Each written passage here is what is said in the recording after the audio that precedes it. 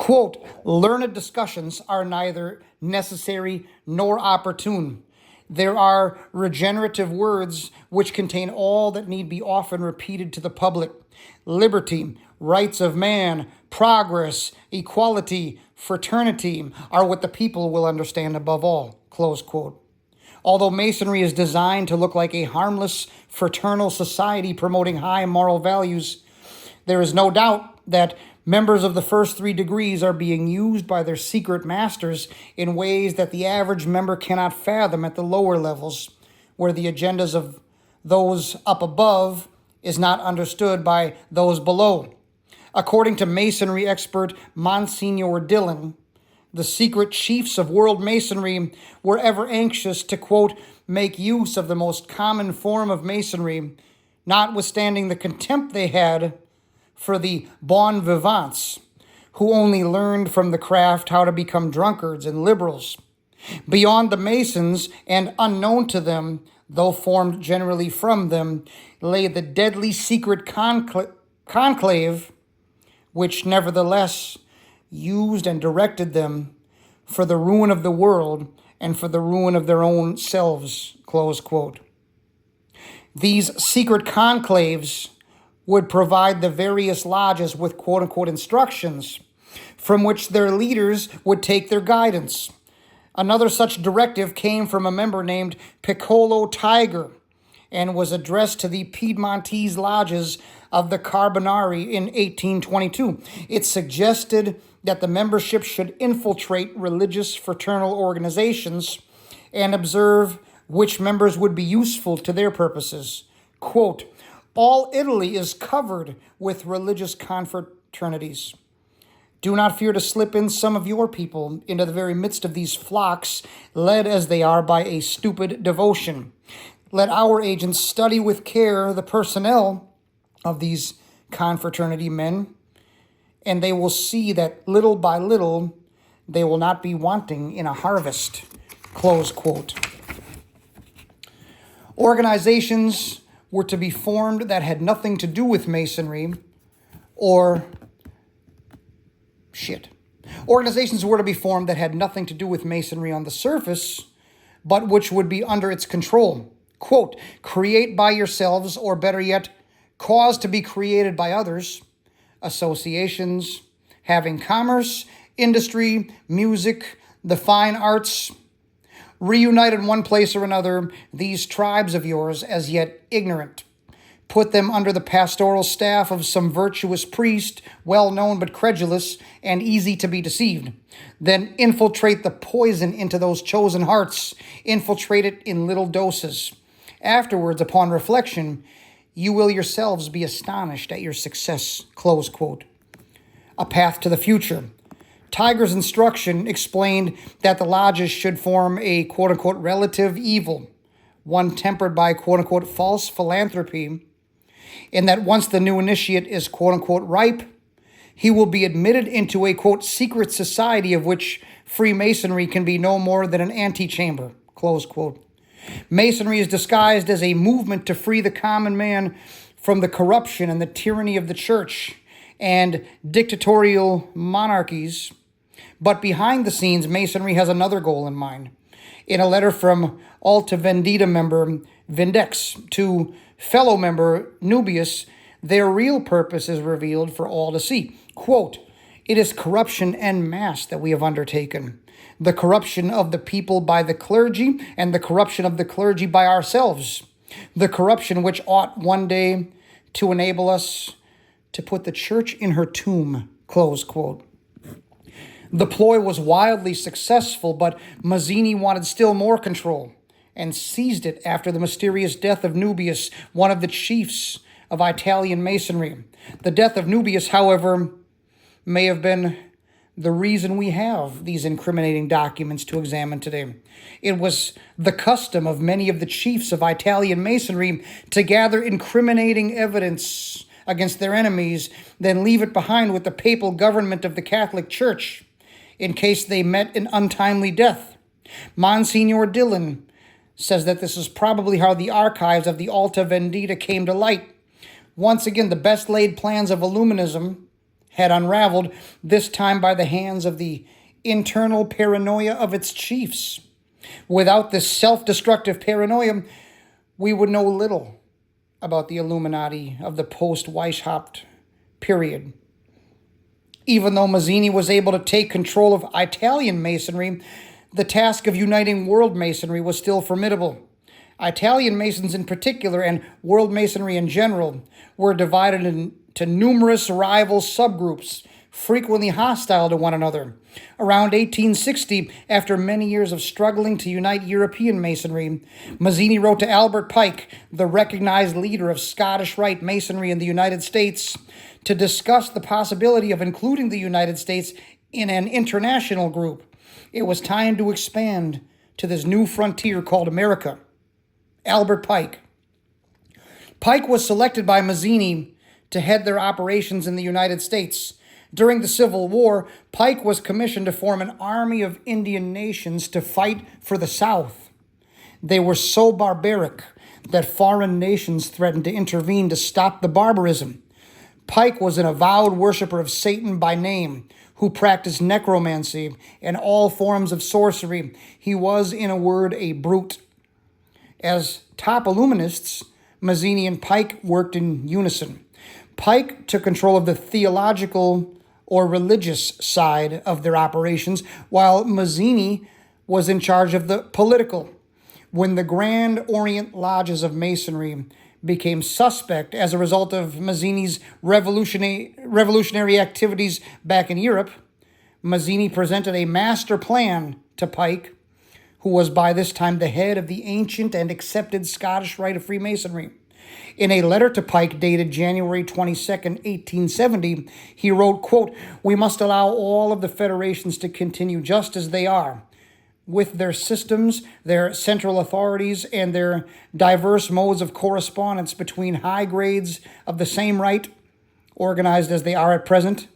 But we must create a super rite which will remain unknown, to which we will call those Masons of high degree whom we shall elect. With regard to our brothers in Masonry, these men must be pledges to the strictest secrecy. Through this supreme rite, we will govern all Freemasonry, which will become the one international center, the more powerful because its direction will be unknown." Close quote. Why do the Masons of lower degrees not believe this information?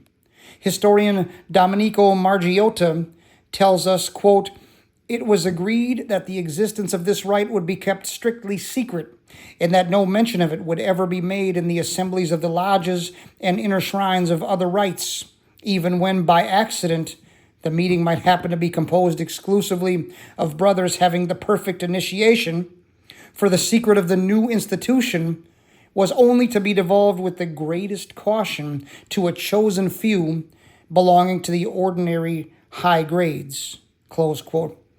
Pike organized this ultra-secret organization under the name of the new and reformed Palladian Rite. He established 3 supreme councils: Charleston, South Carolina, Rome, Italy, and Berlin, Germany. Historian Dr. Batali wrote, quote, "This super rite, which is Masonic Luciferian Spiritism, must not be confused with the machinery of high Masonry. Palladianism is a cult of Satan in the inner shrines of a rite superimposed on all the rites. It is a cult, a religion," close quote. In Albert Pike's most famous work, Morals and Dogma of the Ancient and Accepted Scottish Rite of Freemasonry, he says, quote, "Force, unregulated or irregulated, is not only wasted in the void, like that of gunpowder burned in the open air and steam unconfined by science, but striking in the dark, and its blows meeting only in the air, they recoil and bruise itself. It is destruction and ruin, not growth and progress. The blind force of the people is a force that must be economized and also managed. It must be regulated by intellect. To attack the citadels built up on all sides against the human race by superstitions, despotism, prejudices, the force must have a brain and a law. Then its deeds of daring produce permanent results, and there is real progress." Then there are sublime conquests, when all forces are combined and guided by the intellect, regulated by the rule of right, justice, of combined and systematic movement and effort, the great revolution prepared for when all the forces are combined and guided by the intellect, regulated by the rule of right, justice, of combined and systematic movement and effort, the great revolution prepared for by the ages will begin. It is because force is ill-regulated that revolutions prove failures, close quote. The theological dogma of Albert Pike is laid out in the quote-unquote instructions issued by him on July 14th, 1889 to the 23 Supreme Councils of the world. Quote, that which we must say to the crowd, non-Masons in lower degrees, is, we worship a God, but it is the God one addresses without superstition. To you, sovereign grand instructors general, we say this, that you may repeat it to the brethren of the 32nd, 31st, and 30th degrees. The Masonic religion should be, by all of us initiates of the higher degrees, maintained in the purity of the Luciferian doctrine. If Lucifer were not God, would Adonai, whose deeds prove his cruelty, perfidy and hatred of man, barbarism and repulsion for science, would Adonai and his priests calumniate him? Calumniate. Calumniate him? I don't know what the hell. Yes, Lucifer is God. And unfortunately, Adonai is also God. For the eternal law is that there is no light without shade, no beauty without ugliness, no white without black. For the absolute can only exist as two gods, darkness being necessary to light. The doctrine of Satanism is a heresy, and the true and pure philosophic religion is the belief in Lucifer, the equal of Adonai. But Lucifer, God of light and God of good, is struggling for humanity against Adonai, the God of darkness and evil. Close quote. Treason and pardon. After the Civil War, Pike was tried and found guilty of treason and sent to jail. The Masons went to bat for him with President Andrew Johnson, himself a Mason. On April 22nd, 1866, President Johnson had pardoned him. The following day, Pike visited the president at the White House. Anti-Masonic sentiment was quite pronounced at this time, so much so that it was an issue when Congress tried to impeach President Johnson in March of 1867. Shortly after the impeachment investigation began, Pike and General Gordon Granger met with Johnson at the White House for approximately 3 hours. Later, Granger was summoned before the House Judiciary Committee in its impeachment investigation and asked about the meeting. The general told the committee, quote, President Johnson and Pike talked a great deal about Masonry, more about that than anything else. From what they talked about between them, I understood from the conversation that the president was Pike's subordinate in Masonry, close quote. Shortly thereafter, on June 20th, 1867, the president received the 4th through 32nd degrees of Masonry of the Scottish Rite in his bedroom at the White House by delegation of Scottish Rite officials. Later that month, President Johnson journeyed to Boston to dedicate a Masonic temple accompanied by General Granger and a delegation of the Knights Templar. The plan for 3 world wars. Giuseppe Mazzini and his compatriots went on to do their work well. By 1871, Italy was united under the banner of a Masonic republic, and the tie into the U.S. had been established. Vast holdings of the papacy had been shattered in Italy. Monsignor Dillon explained in a lecture in 1884 the way Masons obtained supreme power in Italy. Quote, professing the strongest sympathy for the downtrodden millions whom they called slaves. Were the millions of quote-unquote slaves served by change? The whole property of the church was seized upon. Were the burdens of taxation lightened? Very far from it.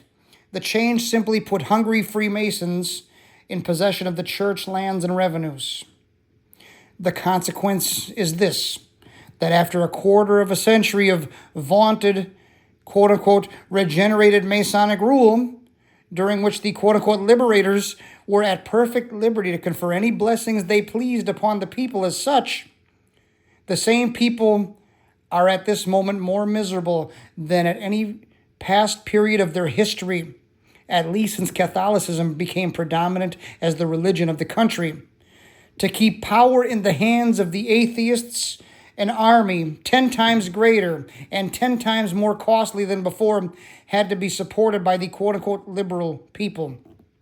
A worthless but ruinously expensive navy has been created and must be kept by the same unfortunate quote-unquote regenerated people.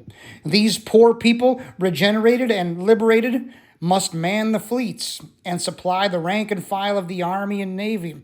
They must give their sons, at the most useful period of their lives, to the service of the Masonic United Italy.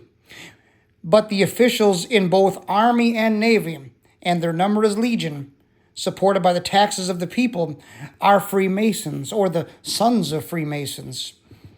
They vegetate in absolute uselessness so far as the development of the country is concerned, living in comparative luxury upon its scanty resources, close quote. Although they had finally united Italy, Mazzini and Pike realized that the unification of all of Europe under the banner of Illuminism would be extremely difficult, if not impossible. Nationalism runs strongly in the human spirit and is very difficult to erase, especially on a continent divided by warfare for many centuries. Therefore, they set to work on their greatest plan, a plan so vast in scope that only a reader familiar with the great power wielded by the secret societies could begin to believe it. In 1871, Mazzini issued a letter in which he outlined the final three-part plan of the Illuminati, their grand design for ridding not just Europe, but the entire world of Christianity and bringing it under the quote-unquote illuminated dictatorship of Luciferianism. Mazzini proposed a series of world wars. These wars were to embroil every nation in a conflict so bloody and chaotic that eventually every nation would surrender its national sovereignty to an international government like the League of Nations, or the second attempt, the current United Nations, in order to prevent subsequent global bloodletting.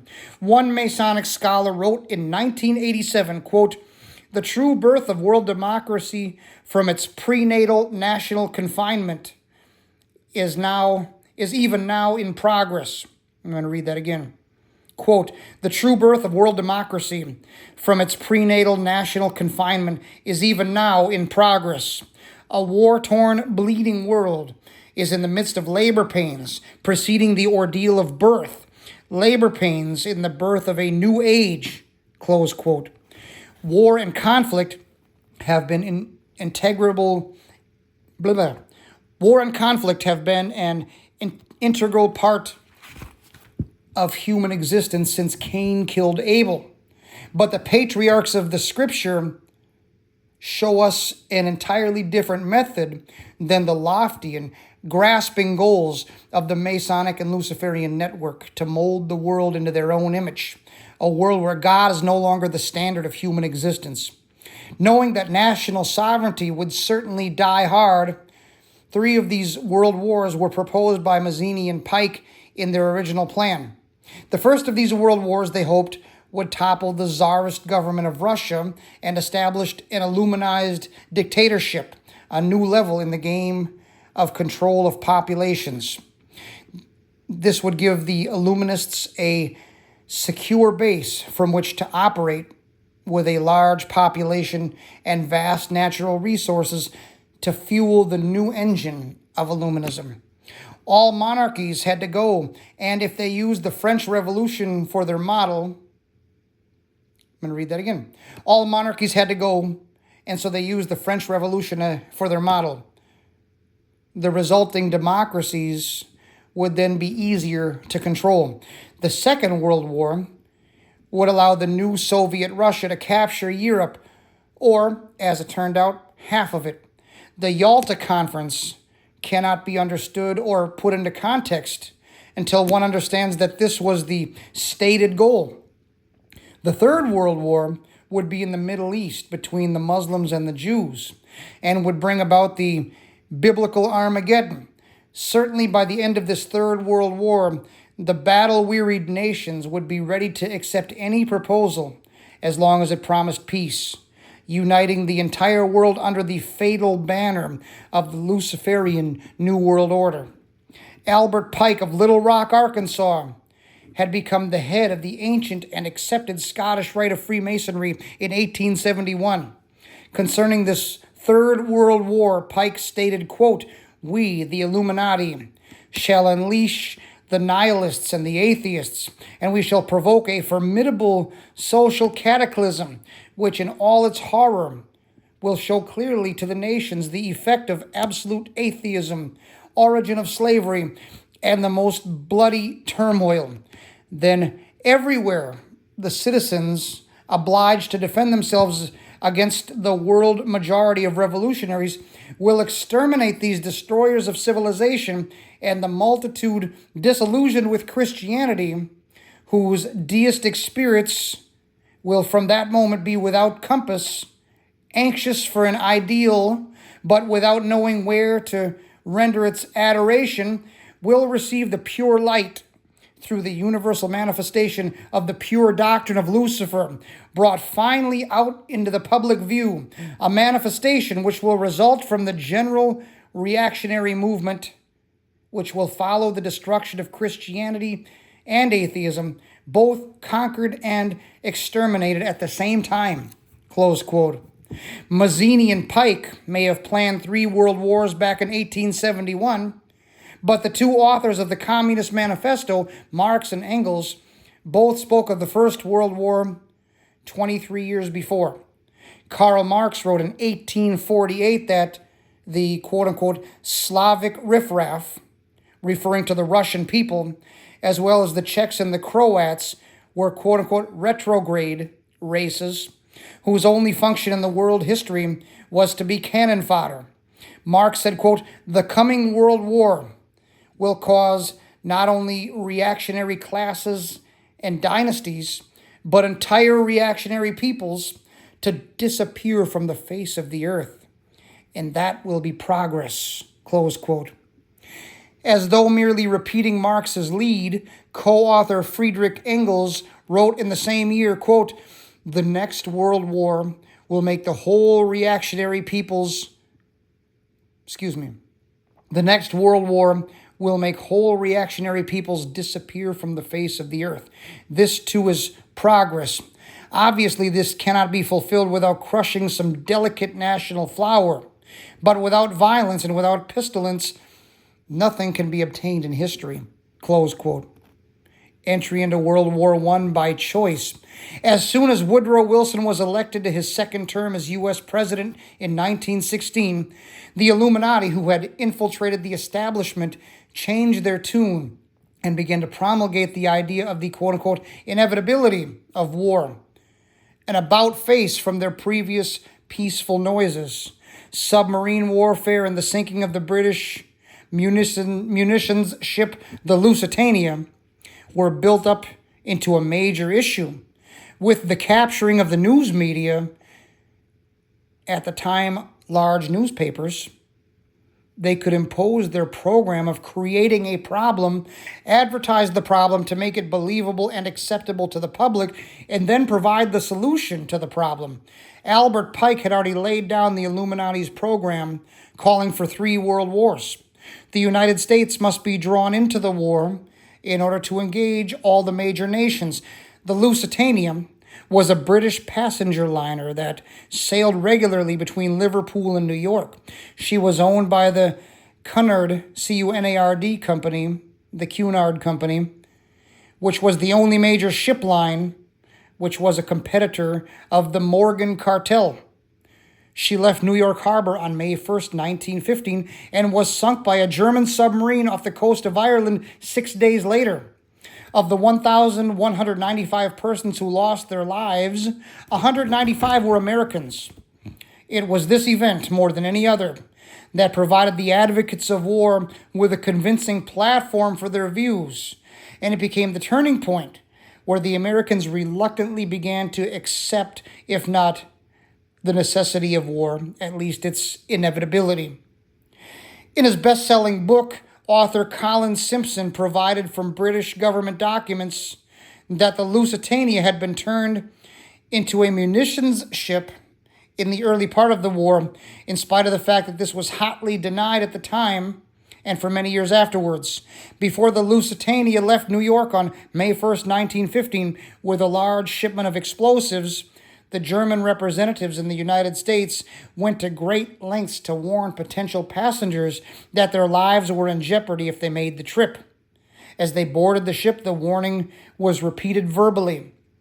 It was obviously illegal for American citizens to be on the Lusitania, as it was a warship. Those who made the trip knew the risk they were taking. In the ensuing tidal wave of propaganda, the Germans were portrayed as murderous monsters, and the incident was used to drag the United States into what the insiders hypocritically claimed would be, quote-unquote, the war to end all wars. America entered the war on April 6, 1917. Controlling the press and public opinion.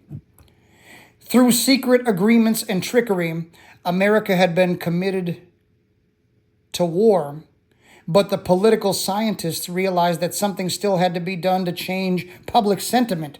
How could that be accomplished? Wall Street control over important segments of the media was considerable. George Wheeler tells us, quote, around this time, the Morgan firm was choosing the top executives for the old and troubled Harper & Brothers publishing house. In the newspaper field, Piermont Morgan at this period was in effective control of the New York Sun, the Boston News Bureau, Barron's Magazine, and the Wall Street Journal, close quote. February 9th, 1917, Representative KAL-EL from Texas took the floor of Congress and provided further insight. He said, quote, in March 1915, the J.P. Morgan interests, the steel, shipbuilding, and powder interests, and their subsidiary organizations got together 12 men high up in the newspaper world and employed them to select the most influential newspapers in the United States and sufficient number of them to control generally the policy of the daily press. They found it was only necessary to purchase the control of 25 of the greatest papers. An agreement was reached. The policy of the papers was bought to be paid for by the month. An editor was furnished for each paper to properly supervise and edit information regarding the questions of preparedness, militarism, financial policies, and other things of national and international nature considered vital to the interests of the purchasers, close quote. Charles S. Mellon of the New Haven Railroad testified before Congress that his Morgan-owned railroad had more than 1,000 New England newspapers on the payroll, costing about $400,000 annually. The railroad also held $500,000 in bonds issued by the Boston Herald. This web of control was manipulated by hundreds of additional companies, which were also controlled by Morgan and other investment banking houses. In addition, the Morgan Trust exercised media control by its power of advertising. Writing in 1937, Lundberg says, quote, more advertising is controlled by the J.P. Morgan junta, Junta, than by any single financial group, a factor which immediately gives the banking house the respectful attention of all alert independent publishers, close quote. Churchill needs America. From England's point of view, the handwriting on the wall was clear. Unless the United States could be brought into the war as her ally, she soon would have to sue for peace. The challenge was how to push Americans off their position of stubborn neutrality. How that was accomplished is one of the more controversial aspects of the war. It is inconceivable to many that English leaders might have deliberately plotted the destruction of one of their own vessels with American citizens aboard as a means of drawing the United States into the war as an ally. Surely any such idea is merely German propaganda. Robert Ballard, writing in National Geographic, says, quote, within days of the sinking, German sympathizers in New York came up with a conspiracy theory. The British Admiralty, they said, had deliberately exposed the Lusitania to harm, hoping she would be attacked and thus draw the U.S. into the war, close quote. Let's take a clear look at this conspiracy theory. Winston Churchill, who was First Lord of Admiralty at the time, said, quote, there are many kinds of maneuvers in war. There are maneuvers in time, in diplomacy, in mechanics, in psychology, all of which are removed from the battlefield but reflect often decisively upon it. Quote, there are many kinds of Quote, there are many kinds of maneuvers in war. There are maneuvers in time, in diplomacy, in mechanics, in psychology, all of which are removed from the battlefield but react often decisively upon it. The maneuver which brings an ally into the field is as serviceable as that which wins a great battle, close quote. While Morgan and the others were setting the deadly stage on the American side of the Atlantic, Churchill was playing his part on the European side. When the Lusitania left New York Harbor on May 1st, her orders were to rendezvous with the British destroyer Juno, just off the coast of Ireland, so they would have naval protection as she entered hostile waters. When the Lusitania reached the rendezvous point, however, she was alone, and the captain assumed that they had missed each other in the fog. In truth, the Juno had been called out of the sea. In truth, the Juno had been called out of the area at the last minute and ordered to return to Queenstown. And this was done with the full knowledge that the Lusitania was on a direct course into an area where a German submarine was known to be operating. To make matters worse, the Lusitania had been ordered to cut back on the use of coal, not because of shortages, but because it would be less expensive. Slow targets, of course, are much easier to hit. She was also required to shut down one of her 4 boilers and, consequently, was now entering submarine-infested waters at only 75% of her potential speed. As the Lusitania drew closer to hostile waters, almost everyone knew she was in grave danger. Newspapers in London were alive with the story of German warnings and recent sinkings. In the map room of the British Admiralty, Churchill watched the play unfold and coldly called the shots. Small discs marked the places where 2 ships had been torpedoed the day before. A circle indicated the area within which the U-boat must still be operating. A larger disc represented the Lusitania traveling at 19 knots directly into the circle, yet nothing was done to help her. Admiral Coke at Queenstown was given perfunctory instructions to protect her as best he could, but he had no means to do so, and, in fact, no one even bothered to notify the captain of the Lusitania that the rendezvous with the Juno had been canceled. One of the officers present in the command map room on that fateful day was Commander Joseph Kenworthy, who previously had been called upon by Churchill to submit a paper on what would be the political results of an ocean liner being sunk with American passengers aboard. He left the room in disgust at the cynicism of his supervisors. In 1927, in his book, The Freedom of the Seas, he wrote without further comment, quote, the Lusitania was sent at considerably reduced speed into an area where a U-boat was known to be waiting and with her escorts withdrawn, close quote. Wilson's right hand, Colonel Edward House, was in England at that time and, on the day of the sinking, was scheduled to have an audience with King George V. He was accompanied by Sir Edward Grey, and on the way, Sir Grey asked him, quote, what will America do if the Germans sink an ocean liner with American passengers on board? Close quote. As recorded in House's diaries, he replied, quote, I told him if this were done, a flame of indignation would sweep America, which would in itself probably carry us into the war. Close quote. Once at Buckingham Palace, King George also brought up the subject and was even more specific about the possible target. He asked, quote, suppose they sink the Lusitania with American passengers on board. Close quote. Mission accomplished. 4 hours after this conversation, the black smoke of the Lusitania was spotted on the horizon through the periscope of the German submarine U-20.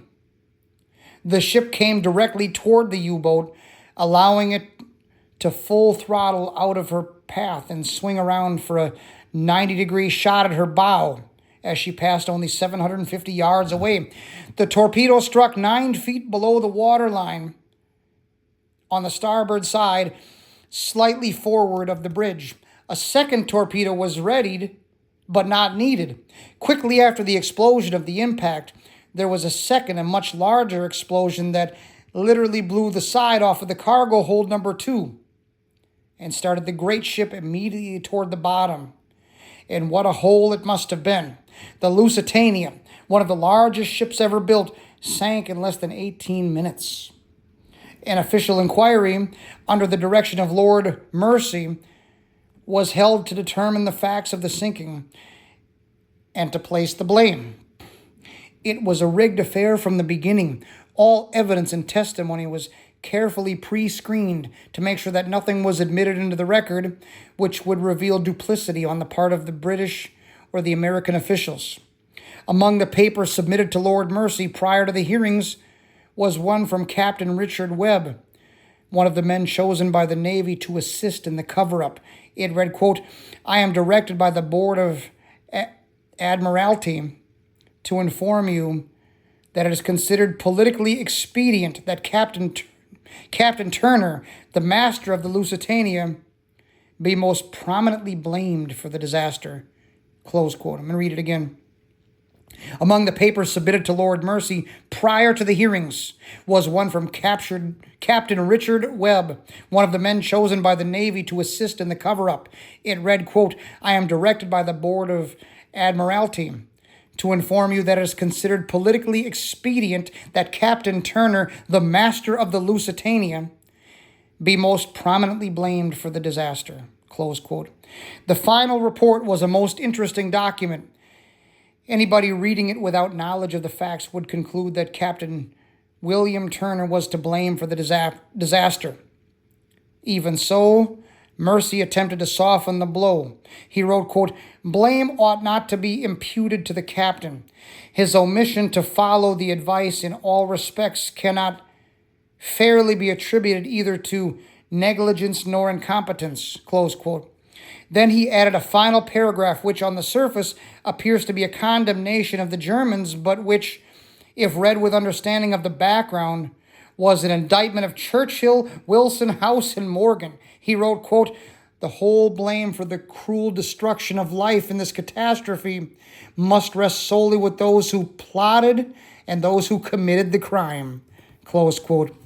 Did Lord Mersey know that there could be a dual meaning to his words? Perhaps not, but 2 days after delivering this judgment, he wrote to Prime Minister Asquith and turned down his fee for services.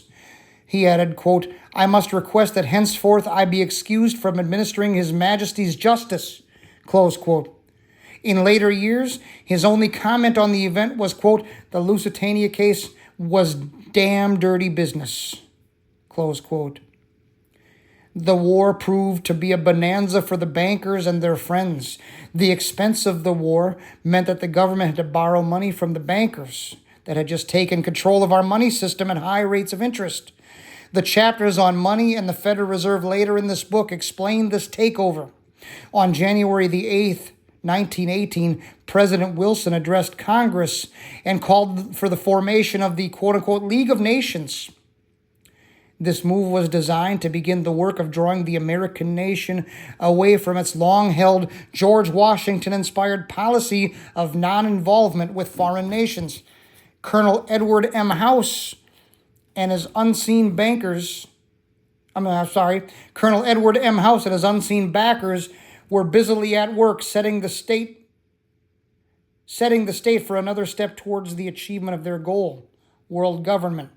During the Reese congressional hearings in 1953, Senator Norman Dodd saw in the minutes of the Carnegie Board a note to President Wilson requesting that he, quote, see to it that the war does not end too quickly, close quote.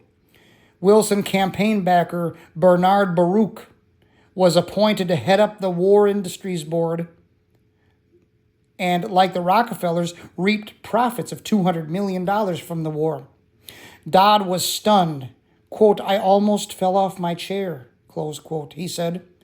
After the end of World War I, the Federal Reserve Bank was lending millions to the new revolutionary communist dictatorship in Russia, which had recently taken power. Why would some of the richest men in the world financially back communism, the system that was openly vowing to destroy the so-called capitalism that made them wealthy? According to researcher Gary Allen, quote, if one understands that socialism is not a share the wealth program, but is in reality a method to consolidate and control the wealth, then the seeming paradox of super rich men promoting socialism becomes no paradox at all. Instead, it becomes logical, even the perfect tool of power-seeking megalomaniacs. Communism, or more accurately, socialism, is not a movement of the downtrodden masses, but of the economic elite, close quote. In 1970, researcher W. Cleon Skousen wrote in his book, The Naked Capitalist, quote, power from any source tends to create an appetite for additional power. It was almost inevitable that the super rich would one day aspire to control not only their own wealth, but the wealth of the whole world. To achieve this, they were perfectly willing to feed the ambitions of the power-hungry political conspirators who were committed to the overthrow of all existing governments and the establishment of a central worldwide dictatorship, close quote. The wise men at the round table. The seeds for a group that would benefit from the failure of the League of Nations were planted even before World War I. In 1870, a wealthy British socialist by the name of John Ruskin was appointed as Professor of Fine Arts at Oxford University in England, where he used the Utopia of Plato as a classroom. Plato advocated using whatever force was necessary for wiping out all existing government and social structure, so that the new rulers could begin with a clean canvas on which to develop the portrait of a great new society. Plato's ideal society called for the elimination of marriage and the family, so that all women would belong to all men and vice versa. Children were to be taken by the state and raised anonymously. He envisioned a society built on three classes: the ruling class, the military or warrior class, and the worker class. Private property would be eliminated, and the ruling class would devote their intellectual energy to determining what was good for the masses in the working class, a powerful army protecting the authority of the rulers. Following Plato faithfully, Ruskin taught that the state must take control of the means of production and organize them for the good of the community as a whole. He advocated placing control of the state into the hands of a small ruling class, perhaps even a single dictator. He said, quote, my continual aim has been to show the eternal superiority of some men to others, sometimes even of one man to all others, close quote. This, of course, is the same intellectual appeal of communism. Lenin taught that the masses could not be trusted to handle their own affairs, and that a special group of disciplined intellectuals must assume this role for them. That is the function of the Communist Party, which never comprises more than 3% of the population. Even when free elections are allowed, only members of the party or those over whom the KGB has total control are permitted to run for office. The concept that a ruling party or class is the ideal structure for society is at the heart of all collectivist schemes regardless of whether they are called socialism, communism, Nazism, fascism, or any other ism, which may yet be invented to disguise it. It is easy, therefore, for adherents of this elitist mentality to be comfortable in almost any of these collectivist camps. A fact to which Dr. Carroll Quigley alluded when he wrote, as mentioned earlier, quote, "The network, which we may identify as the round table groups, has no aversion to cooperating with the communists or any other groups, and frequently does so," close quote. Returning to the subject of the origins of this group, however, Dr. Carroll Quigley tells us, quote, "Ruskin spoke to the Oxford undergraduates as members of the privileged ruling class. He told them that they were the possessors of a magnificent tradition of education, beauty, rule of law, freedom, decency, and self-discipline, but that this tradition could not be saved and did not deserve to be saved unless it could be extended to the lower classes in England itself and to the non-English masses throughout the world." Ruskin's message had a sensational impact. His inaugural lecture was copied out in longhand by one undergraduate, Cecil Rhodes, who kept it with him for 30 years. Cecil Rhodes made one of the world's great fortunes, which provides an example of some hard evidence linking international banking to secret societies. With the cooperation of the Bank of England and financiers like Lord Rothschild, Rhodes was able to establish a virtual monopoly over the diamond output of South Africa and most of the gold, the wealth of which could help the country of Rhodesia, now Zimbabwe. The De Beers consolidated mines, diamonds, and consolidated gold fields were his, and he also built a telegraph and rail link from the Cape of Good Hope to Cairo. The major portion of this vast income was spent to advocate the ruling class instead of John Ruskin. Dr. Quigley explains, quote, "The Rhodes scholarships established by the terms of Cecil Rhodes' seventh will are known to everyone. What is not so widely known is that Rhodes, in 5 previous wills, left his fortune to form a secret society, which was to devote itself to the preservation and expansion of the British Empire. And what does not seem to be known to anyone is that this secret society was created by Rhodes and his principal trustee, Lord Milner, and continues to exist to this day. In his book on Rhodes' wills, Stead, who was a member of the Inner Circle, wrote in one place, quote, "Mr. Rhodes was more than a founder of a dynasty. He aspired to be the creator of one of those semi-religious, quasi-political associations which, like the Society of Jesus, or the Jesuits, have played so large a part in the history of the world. To be more strictly accurate, he wished to found an order as the instrument of the will of the dynasty," close quote. Quote, "In the secret society, Rhodes was to be leader. Stead, Brett, Lord Esher, and Milner were to form an executive committee. Arthur Lord Balfour, Sir Harry Johnston, Lord Rothschild, and Albert Lord Grey, and others were listed as potential members of a quote-unquote circle of initiates, where there was to be an outer circle known as the quote-unquote Association of the Helpers, later organized by Milner as the Round Table Organization. When Rhodes died in 1902, he left much of his fortune to the Rhodes Scholarship, but the rest of his fortune was left to the original Round Table group, and Lord Milner became the trustee of the Rhodes Trust.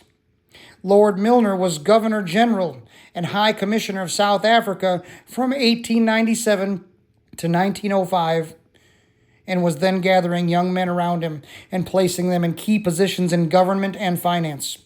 From 1909 to 1913, Lord Milner organized semi-secret groups in the British dependencies and America, loosely based on the legend surrounding King Arthur and his Knights of the Round Table, and primarily based on not only Plato's but Masonic principles, they came to be known as simply the quote-unquote Round Table. In 1919, they founded the Royal Institute of International Affairs, or Chatham House, financed by Sir Abe Bailey and the Astor family. The historian Arnold Toynbee was in their employ and painting a view of the world to which they agreed.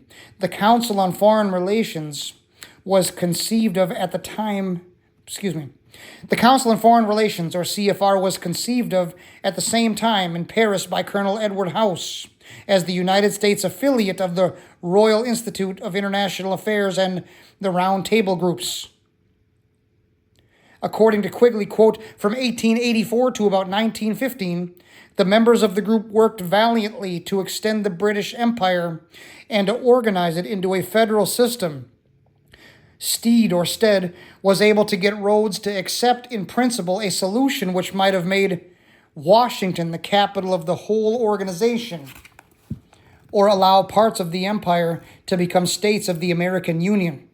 The American branch of this organization, the Eastern Establishment, has played a very significant role in the United States. Close quote.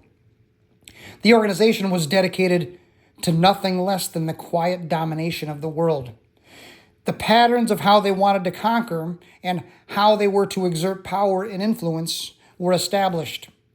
With the money behind them, it was only a matter of time before they were to set up shop with their agenda on both sides of the Atlantic. The incestuous revolving door of government, policy, finance, industry, and private foundation money is today the system of the elite.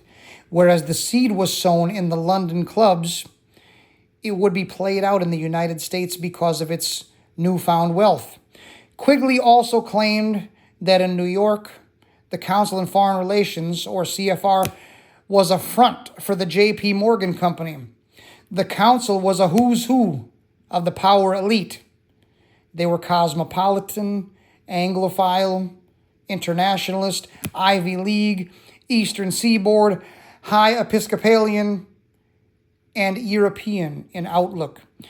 Handpicked from the Eastern schools, they entered a world of nurturing in the secret societies and the intelligence gathering agencies. The Central Intelligence Agency, or the CIA, has had a history from its founding of fostering these views on the top levels. So there's a merging of the moneyed power elite with industry and government, and the call for a state where man rules according to his own principles. The hypocrisy is unfathomable.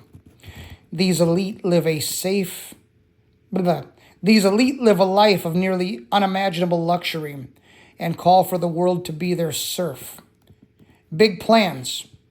The Council on Foreign Relations, or CFR, was a spin-off from the failure of the world's leaders at the end of World War I to embrace the League of Nations as a true world government.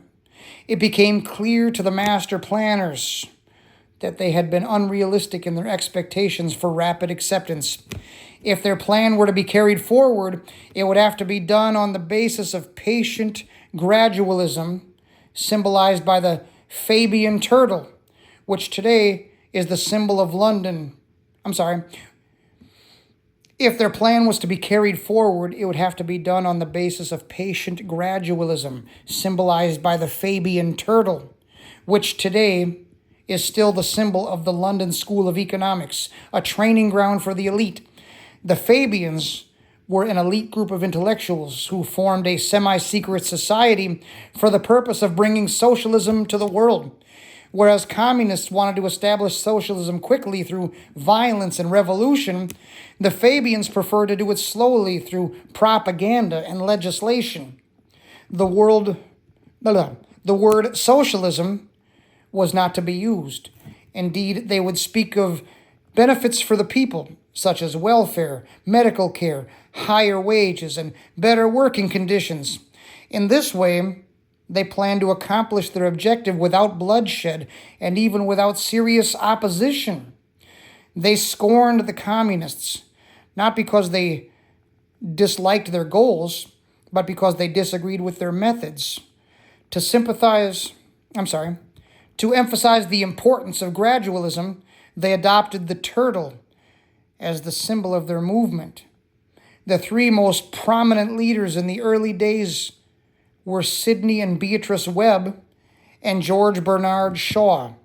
A stained-glass window in the Beatrice Webb house in Surrey, England, is especially enlightening.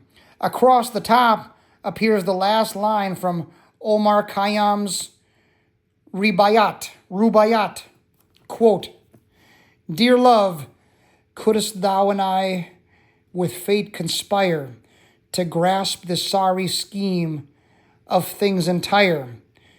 Would we not shatter it to bits and then remold it nearer to the heart's desire?"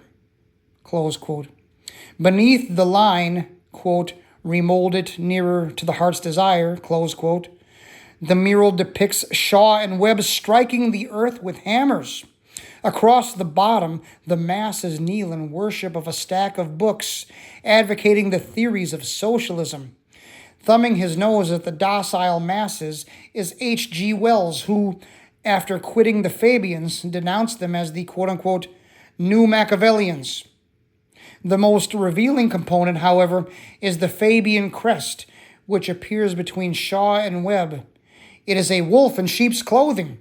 The name Fabian is, quote, derived from the Roman general Fabius, the delayer, because of his deliberate long-range strategy, close quote.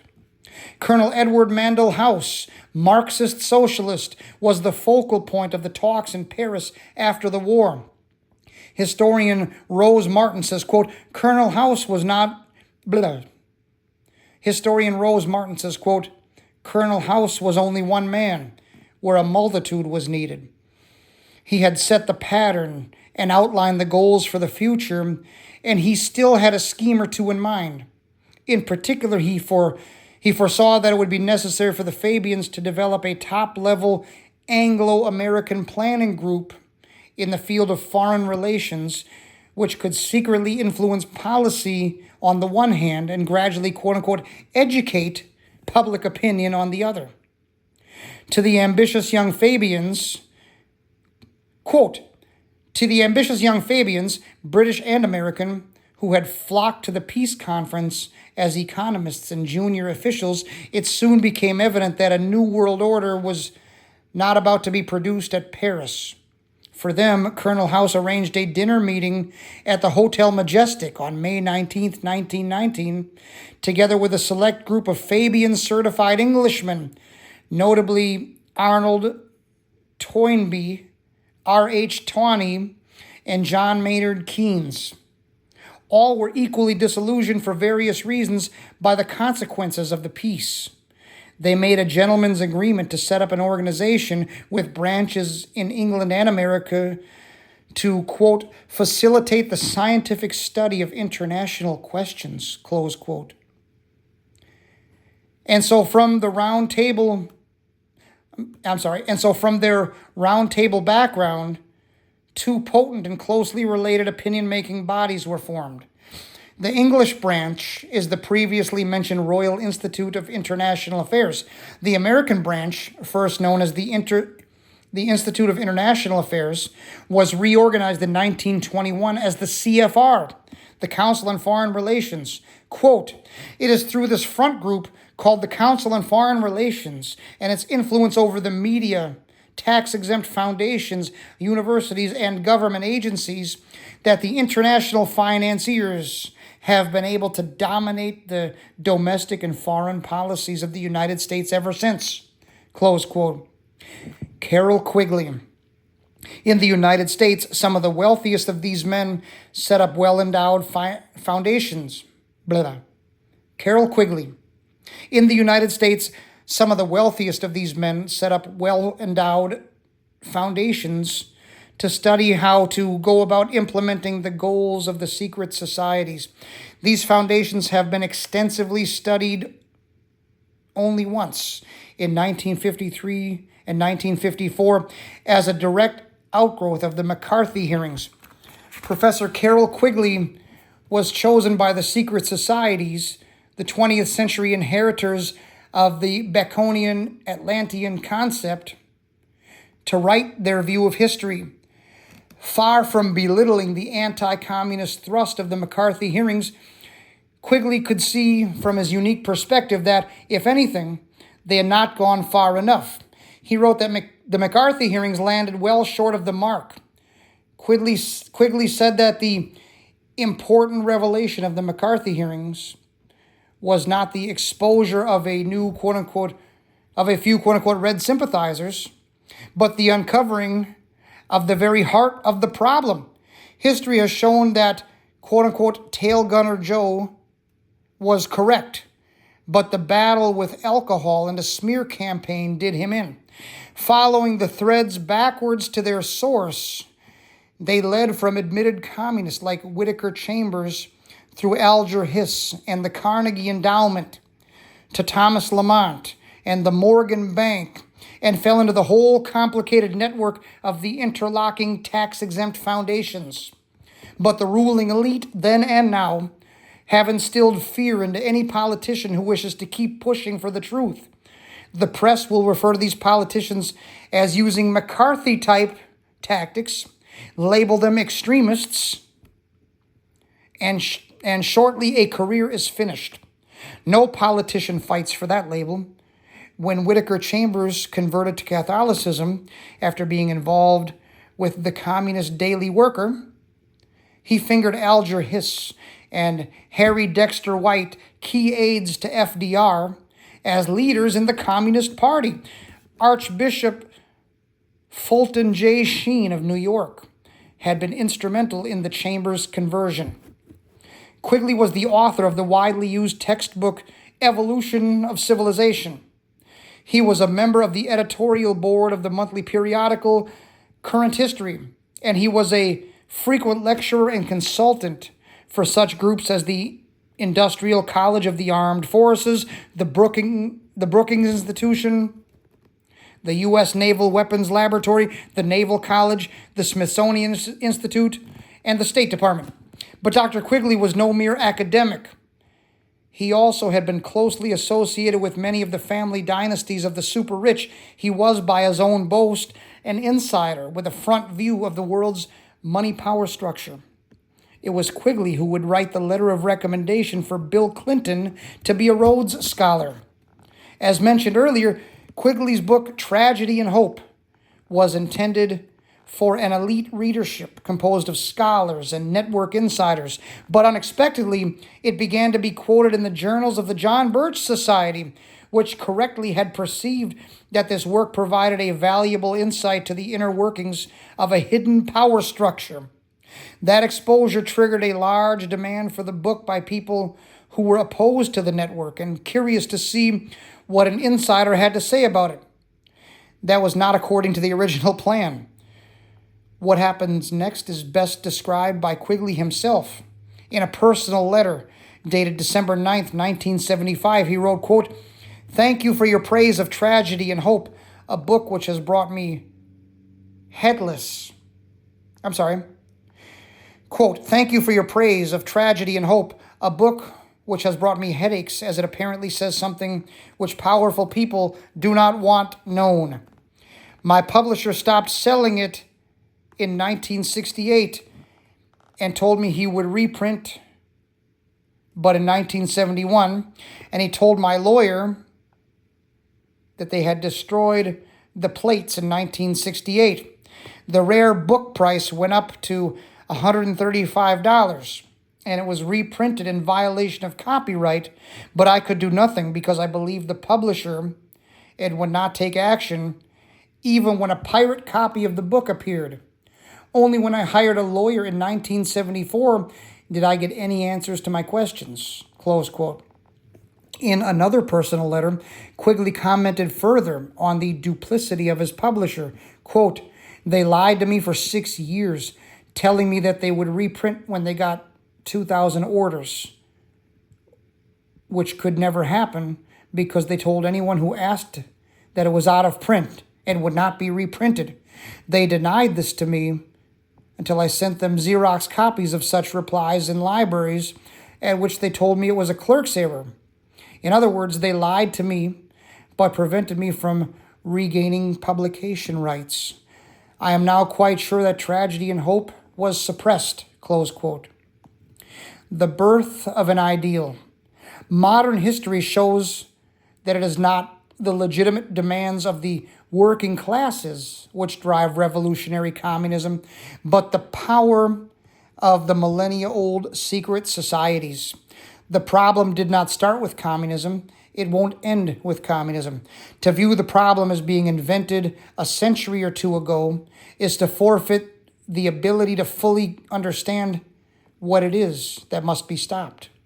It was neither Marx nor the philosopher Rousseau who originated these theories. They have merely been two of its custodians. Quote, it is not then to the philosophers, but to the source whence they drew many of their inspirations, that the great dynamic force of the revolution must be attributed. Rousseau and Voltaire were Freemasons, where Voltaire was a type of public relations director and scribe for the French Revolution. The organization of the secret societies was needed to transform the plans of the philosophers into a concrete and formidable system for the destruction of civilization. Close quote. The name of the game is control.